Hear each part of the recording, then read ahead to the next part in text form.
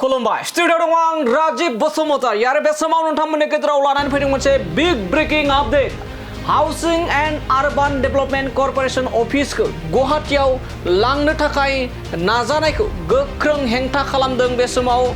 BoNSU लोगोसे tribal सिटिजेननिफ्राय नंगौ बे समाव big breaking update housing and urban डेभलपमेंटनि मावख'खौ गुवाहाटीयाव लांफिननो नागिरनायखौ लानानै थामहिनबा लांफिननो नागिरदों आसाम सरकारनिफ्राय थारैनो बेयो जोंनि बर' एबा बिटिसिनि थाखाय जोबोरैनो दुखुनांथाव खौरां होननानै बुंनांगोन जे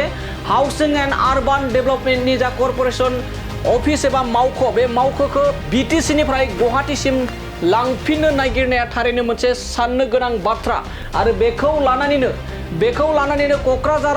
क'क्राझारावनो दोनफिननो थाखाय गोख्रों दाबि दैखांदों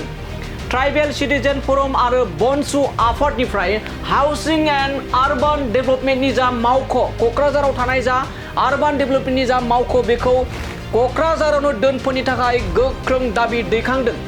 बे समाव tribal citizen forum and BoNSU आफादनिफ्राय मानोना बुङोब्ला मोनफानि उनाव मोनफा आसाम सरकारा जोंनि बिटिसिनि माखासे गोहोखौ लांफिननो थाखाय सम सम नाजानायखौ जों नुना मोननाय जायो बे समाव फिन आरोबाव थांनाय 5 बोसोराव जेरैबायदि गोबां मानि लांफिननायनि खौराङा गोसारदोंमोन एबा लांफिननो नाजानाया गोसारदोंमोन फिन आरोबाव housing and urban development corporation अफिसखौ क'क्राझारनिफ्राय गुवाहाटीसिम बोखारना लांनो थाखाय जा थांखि लादों आसाम सरकारनिफ्राय बेखौ लानानै गोख्रों हेंथा खालामदों BoNSU आफाद आरो ट्राइबेल सिटिजेन फरम आफादनिफ्राय आरो बिथांमोना दाबि दैखांदों जे housing and urban development corporation अफिसखौ क'क्राझारावनो दोनफिननांगौ गिबि मन्त्रि हेमन्त बिश्व शर्मानिसिम गोसोखां बिलाइ गथायदों ट्राइबेल सिटिजेन आरोबाव BoNSU आफादनिफ्राय दानिया बिदिबा नायलांदों जे जोंनि बिटिसिआव फैखानाय एबा मोनखानाय housing and urban development corporation अफिसखौ जे क'क्राझारनिफ्राय गुवाहाटीसिम लांफिननो नागिरनायखौ लानानै tribal citizen forum and BoNSU आफादनिफ्राय माबोरै गोख्रों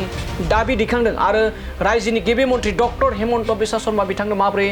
गोसोखां बिलाइ गथायनायनि बाथ्रा बुंदों बेखौ नोंथांमोना आबुङै खोनासंलांदो जों दिनै मोनसे हाबाफारि लानानै बेयाव बिटिसिआव फैनाय जादों जोंहा मोनसे बेवहाय गोदो BSc समावनो BSc एग्रिमेन्टजोंनो मोनफानाय मोनसे हादख' housing and urban development corporation मोनसे दंमोन बेयो जोंनि क'क्राझारावनो बेखौ बानायनांगौ होननानै सेन्ट्रेल गभर्नमेन्टनिफ्राय मिनिस्ट्रि अफ हम एफेयार्सनिफ्राय बेखौ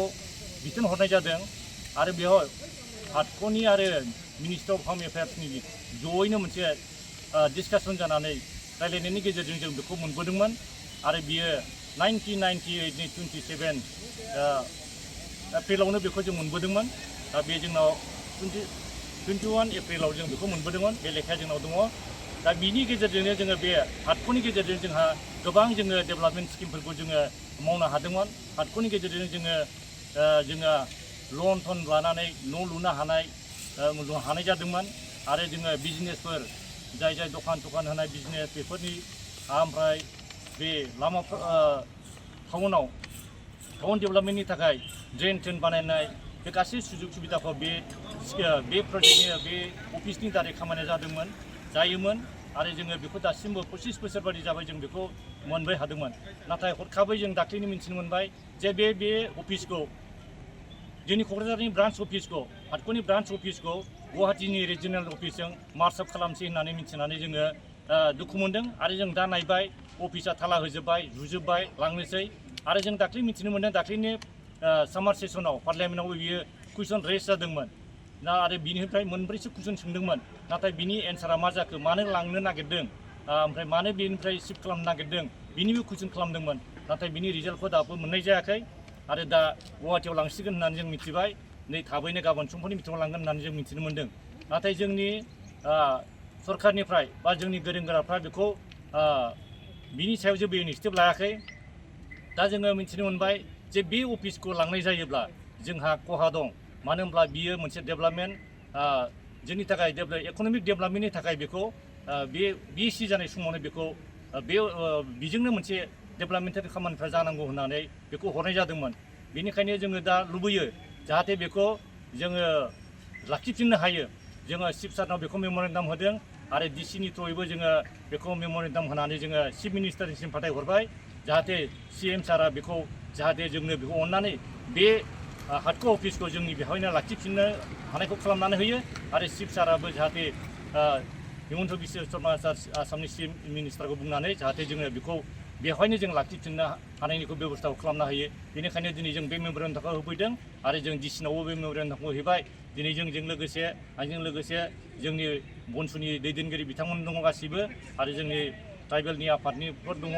जोङो दिनै बेखौ होबाय जाहाथे बेखौ बे इनिसियेटिभखौ जोंनि इनिसियेटिभ लानायाव बयबो सहयोग होयो आरो हाग्रामा सारा जाहाथे बेखौ लाबोफिननो लाखिफिननो बेखौनो जोङो दिनै जोङो बेखौ फरायनायनि गेजेरजों जोङो